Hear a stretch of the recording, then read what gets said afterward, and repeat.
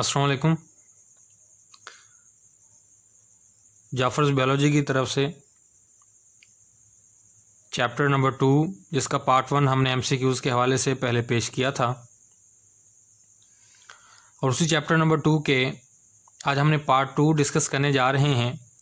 Part 2 के हवाले से बात करने जा रहे हैं, उसके कुछ एमसीक्यूज़ बनाए हैं, तो उन एमसीक्यूज़ पे बात करेंगे, उनको सॉल्व करेंगे। तो जिन लोगों ने मेरा ये चैनल सब्सक्राइब नहीं किया हुआ जाफ़र्स बायोलॉजी, वे उसको सब्सक्राइब भी करें, बेल आइकन को प्रेस करें और लाइक और शेयर करने से मत भूलें। तो पीपीएससी के हवाले से ये हमने कुछ एमसीक्यूज़ तैयार किए हैं जो कुछ हद तक आप लोगों के लिए हेल्पफुल हो सकते हैं।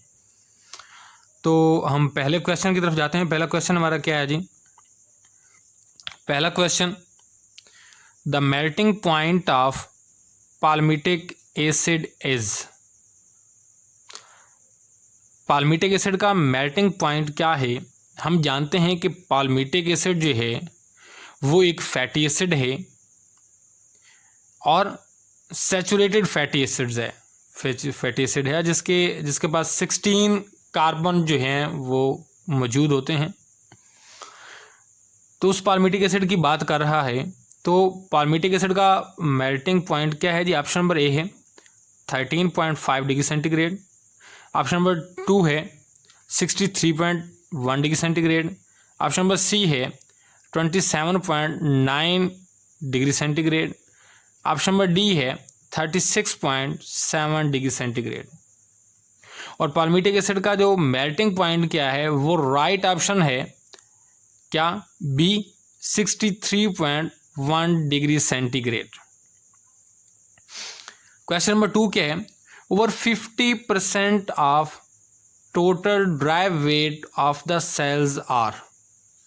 क्या है कि ड्राई वेट जो है बॉडी का, अगर बात करें, सेल्स की बात करें, तो वो 50% कौन सा ऐसा कंस्टेंट है जो कि 50% तक वेटेज रखता है इनसाइड द सेल? तो वो क्या है? Option number A lipid, option number B protein, option number C carbohydrate, option number D nucleic acid. तो सबसे ज़्यादा अगर बॉडी में प्रोटीन्स की शक्ल में, हीमोग्लोबिन की शक्ल में, फाइब्रिनोजन की शक्ल में, ओवरऑल वैसे अगर हम बात करें सबसे ज़्यादा अगर कोई पाया जाता है तो वो ऑप्शन नंबर बी है क्या? प्रोटीन। प्रोटीन जो है वो सेल का 50% तक का जो ड्राई वेट है वो रखते हैं। क्वेश्चन नंबर 3 है, fats and oils have specific gravity about. Fats और ऑयल्स की स्पेसिफिक ग्रेविटी क्या है? तो यहाँ पे ऑप्शन नंबर ए है कौन सा? 0.8 जो है, और ऑप्शन नंबर बी है 0.10, ऑप्शन नंबर सी है 0.12, ऑप्शन नंबर डी है 0.16। तो इसका राइट ऑप्शन क्या है? 0.8 है, क्योंकि इसकी ग्रेविटी, ऑप्शन नंबर ए राइट है, इसकी ग्रेविटी जो है वो स्पेसिफिक ग्रेविटी वाटर से कम होती है, और यही वजह है कि वाटर की सरफेस पे फ्लोट भी करते हैं। तो 0.8 A option is the right option for specific gravity of fats and oils. Now we will move about question number 4 of 170 amino acids. The constraints of proteins are about. 170 amino acids में से कितने amino acids ऐसे हैं जो कि protein बनाने में involve होते हैं? तो option number A 15, option number B 20, option number C 22, option number D 25। इन 170 अमीनो एसिड में से कितनी ऐसे अमीनो एसिड हैं जो प्रोटीन बनाने में इन्वॉल्व हैं? तो वो क्या है? 25। 170 अमीनो एसिड में से 25 अमीनो एसिड्स ऐसे हैं जो कि प्रोटीन बनाते हैं, लेकिन इन 25 में से अगर हम मोस्टली बात करते हैं कि मोस्टली कितने अमीनो एसिड इन्वॉल्व हैं प्रोटीन बनाने में, तो वो हैं 20 अमीनो एसिड्स हैं।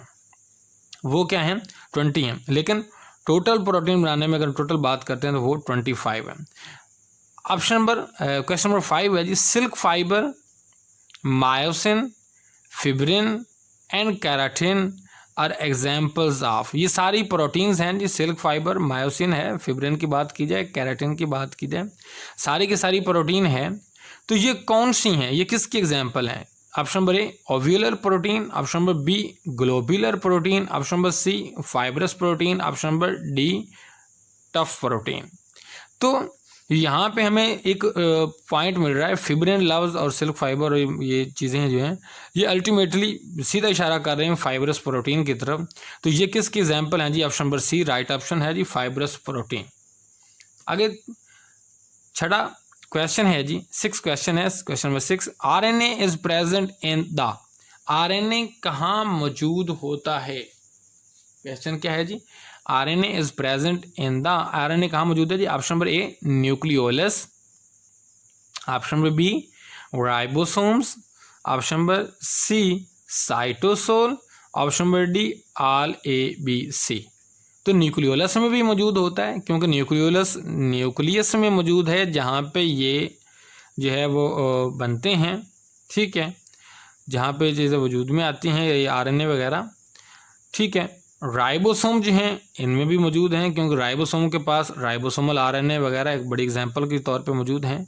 साइटोसोल साइटोप्लाज्म का वो हिस्सा है जहाँ पे ऑर्गेनेल्स मौजूद हैं, जो कि न्यूक्लियर इन्वेलप के गिर्द होता है, जहाँ पे ये सिंपल मैं बोलूँ कि जहाँ पे ट्रांसलेशन वकूफ़ पज़ीर होती है, तो वहाँ पे मैसेंजर आरएनए पैगाम लेके आता है, राइबोसोमल आरएनए और ट्रांसफर आरएनए की मदद से वहाँ पे प्रोटीन साजी होती है। इसलिए option number D all A B C. आगे क्वेश्चन नंबर है जी 7, in 1951 data about the ratio of different bases present in DNA molecule was provided।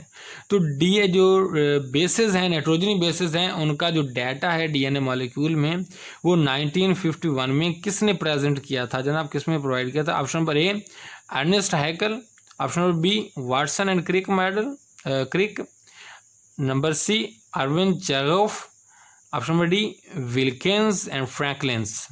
तो वाटसन ने तो भाई डीएनए का मॉडल पेश किया था, तो सी ऑप्शन है जी अरविंद चेरोफ। कौन है जी? 1951 में अरविंद चेरोफ ने डीएनए के नाइट्रोजनी बेसिस की जो रेशो है उसको डाटा प्रोवाइड किया था। उसके बाद है जी क्या ऑप्शन है जी? क्वेश्चन नंबर 8 है, the technique of X-ray diffraction to structure of DNA was used by. तो ये एक्सरे डिफ्रैक्शन टेक्निक किसने दी थी? ये number A Ernest Haeckel, number B Watson Crick model, number C Erwin Chargaff, number D Wilkins and Franklins. तो option number D ठीक है, Wilkins and Franklins. Erwin Chargaff ने तो डाटा का बेसिस का डाटा प्रोवाइड किया था, वाटसन एंड क्रिक ने डबल हेलिकल स्ट्रक्चर दिया था। तो ये यहाँ पे क्या है, विल्किंस एंड फ्रैंकलिन्स, इन्होंने जनाब एक्सरे डिफ्रैक्शन जो है वो प्रेजेंट की थी डीएनए की। क्वेश्चन नंबर 9 है, phosphoric acid has the ability to develop ester linkage with OH group of. तो फास्फोरिक एसिड जो एक पेंटोज शुगर के साथ मौजूद होता है, उसकी कार्बन पे मौजूद होता है, ठीक है। तो ये आगे वाली नाइट्रोजनी जो है आगे वाली न्यूक्लियोटाइड उसकी पेंटोज शुगर की कार्बन नंबर 3 के साथ उसके मौजूद हाइड्रोक्सिल ग्रुप के साथ ये ईस्टर बॉन्ड बनाता है और इस तरह करके दोनों लिंक के जोड़ता है, दोनों न्यूक्लियोटाइड्स को आपस में जोड़ता है और इस तरह एक डीएनए का या आरएनए का स्ट्रैंड वजूद में आता है। तो ये क्या है? Pentose sugar. Option number A, option number B hexose sugar, option number C aldo sugar, option number D keto sugar. तो यहाँ पे ऑप्शन नंबर ए है वो क्या है? Pentose sugar. वो राइबोज भी हो सकती है, डीऑक्सी राइबोज भी हो सकती है। क्वेश्चन नंबर 10 है, all 3 types of RNA are synthesised from DNA in. तो तीनों टाइप्स जो आरएनए की कहाँ पर सिंथेसाइज होती हैं? डीएनए से, माइटोकॉन्ड्रिया में, राइबोसोम्स में, न्यूक्लियस में या साइटोप्लाज्म में। साइटोप्लाज्म में तो भाई वो सिंथेसाइज होने के बाद वो आती हैं, राइबोसोम के पास आके वो ट्रांसलेशन करवाती हैं, ठीक है। लेकिन वो पैदा कहाँ पे होती है, न्यूक्लियस में। न्यूक्लियस में पैदा होने के बाद देन वो साइटोप्लाज्म में ट्रेवल करते हैं। तो तीनों टाइप्स जो हैं वो न्यूक्लियस में पैदा होती हैं। तो right option is the C, nucleus. Question number 11, tRNA molecule have a chain length of खाली जगह न्यूक्लियोटाइड। tRNA ट्रांसफर आरएनए के पास चेन लेंथ ऑफ न्यूक्लियोटाइड कितनी है जनाब, तो उसकी अगर हम बात करते हैं, option number A 55 to 60, option number B 75 to 85, option number C 75 to 90 and D option है 60 to 90। तो ऑप्शन नंबर सी क्या है वो ठीक है जनाब, ट्रांसफर आरएनए के हवाले से 75 to 90 तक। तो ये न्यूक्लियोटाइड्स की चेन लेंथ होती है इसमें ट्रांसफर आरएनए में। क्वेश्चन नंबर 12 है जी, peptide bond is, peptide bond क्या है, option number A CN link है, कार्बन नाइट्रोजन है, option number B carbon oxygen link है जी CO, option number C NH link है जी, नाइट्रोजन हाइड्रोजन लिंक है, option number D carbon hydrogen link है। तो ऑप्शन नंबर ए ठीक होगा जी, कार्बन नाइट्रोजन। क्यों, क्योंकि एक अमीनो एसिड जिसका ये कार्बोक्सिलिक एसिड में यहाँ पे नीचे स्ट्रक्चर ड्रा किया है, कार्बोक्सिलिक एसिड जो है उससे हाइड्रोक्सिल ग्रुप और दूसरे अमीनो एसिड की अमाइनो ग्रुप से हाइड्रोजन, ये इसकी हाइड्रोजन और इसकी हाइड्रोक्सिल ग्रुप, ये दोनों मिलकर ये मैंने वाटर का मॉलिक्यूल बताया कि ये वाटर का मॉलिक्यूल रिलीज होता है इनके दरमियान बॉन्ड बनने से। तो जब ये बॉन्ड रिलीज होता है, वाटर का मॉलिक्यूल रिलीज होता है सॉरी, तो देन ये कार्बन जो कि कार्बोक्सिलिक एसिड की है एक अमीनो एसिड की, दूसरे की नाइट्रोजन जो अमाइनो ग्रुप से है दूसरे अमाइनो एसिड की, इनके दरमियान ये बॉन्ड बनता है जिसे पेप्टाइड बॉन्ड कहते हैं, CN लिंक के नाम से भी जानते हैं। तो ऑप्शन नंबर ए इसका क्या होगा जी, राइट ऑप्शन होगा। ऑप्शन नंबर ए क्या होगा जी, राइट ऑप्शन होगा। तो हम अब आगे चलते हैं जी नेक्स्ट पेज की तरफ, ठीक है। तो नेक्स्ट पेज पे अगर हम चलते हैं तो यहाँ पे क्वेश्चन नंबर है जी 13, ठीक है। क्वेश्चन नंबर 13 है, haemoglobin the oxygen carrying protein है स्ट्रक्चर। हीमोग्लोबिन जो है वो ऑक्सीजन को लेकर जाती है, जिसका स्ट्रक्चर जो है वो क्लोरोफिल की तरह मिलता जुलता है, लेकिन इसके पास जो है वो सेंट्रल एटम जो है वो हीम है, फेरिक है, और उसके पास जो क्लोरोफिल में मैग्नीशियम है, ठीक है। तो ये क्या है जी, कौन सा स्ट्रक्चर रखती है, प्रोटीन का, ये प्रोटीन है, ठीक है। तो option number A primary, option number B secondary, option number three C tertiary, option number D quaternary. तो ये क्या राइट ऑप्शन है इसका जी, quaternary. Option number D is the right option for haemoglobin structure. आगे है जी 14 जो है वो उसके मतलब हम बात करें क्वेश्चन की, 2 insulin chains are held together. Insulin की 2 चेन्स होती हैं, हमें पता है कि 51 है अमीनो एसिड पे रखने वाली इसकी अमीनो एसिड्स हैं, इसके 2 चेन हैं, एक अल्फ़ा और एक बीटा चेन, ठीक है। तो उसी हिसाब से हम बात कर रहे हैं कि ये दोनों चेन्स जो हैं वो आपस में किस तरह लिंक्ड होती हैं, किस तरह जुड़ी हुई होती हैं, ठीक है। तो ऑप्शन नंबर ए है जी आयोनिक बॉन्ड्स के जरिए, ऑप्शन नंबर बी है कोवेलेंट बॉन्ड के जरिए, ऑप्शन नंबर सी है डाइसल्फाइड ब्रिजेस के जरिए, ऑप्शन नंबर डी है हाइड्रोफोबिक इंटरेक्शन के जरिए।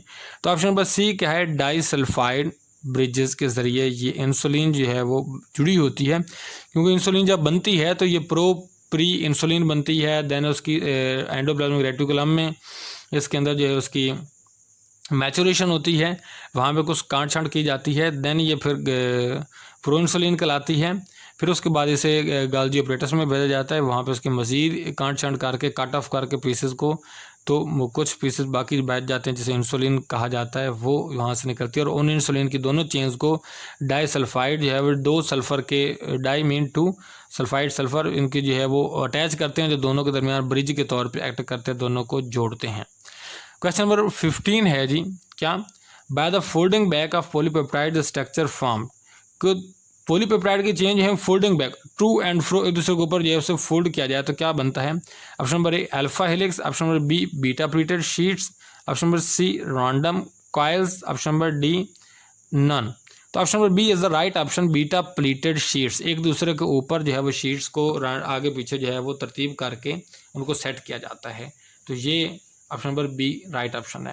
क्वेश्चन नंबर 16 है जी, the first scientist who determine the number and sequence of amino acid in a protein molecule. कौन सा साइंटिस्ट था जी। Option number A Nicholson, option number B F Sanger, option number C James Watson, option number D Franklins. तो option number B जो है right option है F Sanger. F Sanger ने क्योंकि इंसुलिन के अबाउट काम किया था और इसने प्राइमरी स्ट्रक्चर बोला था, तो प्राइमरी स्ट्रक्चर में हम जानते हैं कि जो है वो प्राइमरी स्ट्रक्चर में क्या होता है कि अमीनो एसिड की तादाद जो है वो वाजी होती है और वो सिंपल सी चेन्स पर मुश्तमिल होता है। तो ये एफ सेंजर ही था जिसने जनाब अमीनो एसिड के सीक्वेंसेस के मतलब बात की थी प्रोटीन के मॉलिक्यूल्स में। Option number B is the right option. 17 question, अब the total RNA transfer RNA comprises about, total जितना आरएनए पाया जाता है सेल में उसमें ट्रांसफर आरएनए जो है वो कितने % तक होता है। Option number A 5 to 10%, option number B 10 to 20%, option number C 7 to 14%, option number D 15 to 30%, and the option right option is B 10 to 20% is the right option। आगे क्वेश्चन नंबर 18 है जी, last question है, which is most abundant carbohydrate in nature, तो कौन सा ज़्यादा carbohydrate है जो nature में बहुत ज़्यादा पाया जाता है। Option number A starch, option number B glycogen, option number C pectin, option number D जो है सेलुलोज। तो सबसे ज़्यादा जो पॉलीसेकेराइड पाया जाता है कार्बोहाइड्रेट नेचर में वो सेलुलोज है, ड्यू टू सेल वॉल की वजह से, जो कि प्लांट में बहुत ज़्यादा ये सेल वॉल सेलुलोज की बनी होती है और सबसे ज़्यादा ये पाया जाता है। और प्योर सेलुलोज जो है वो कॉटन की शक्ल में भी हमें मुयसर आता है और भी काफ़ी ज़्यादा, तो इसलिए सबसे ज़्यादा अगर कार्बोहाइड्रेट पाया जाता है तो वो क्या है जी, सेलुलोज है। तो यहाँ पर जी क्वेश्चन ये ख़त्म हुए, ठीक है। तो आप लोगों को इन क्वेश्चन से अगर कुछ हेल्पफुल ये साबित हों तो ज़रूर इस वीडियो को लाइक और शेयर करें और आगे दोस्तों को भी बताएं ताकि उनकी भी हेल्प हो सके। इसके साथ अल्लाह हाफ़िज़, मिलेंगे हम नेक्स्ट लेक्चर में कुछ प्रीवियस जो है वो पेपर जो हैं पीपीएससी के, उनके एमसीक्यूज़ के हवाले से उनको सॉल्व करेंगे और आपके सामने रखेंगे ताकि पीपीएससी के हवाले से आपकी तैयारी हो सके। अल्लाह हाफ़िज़।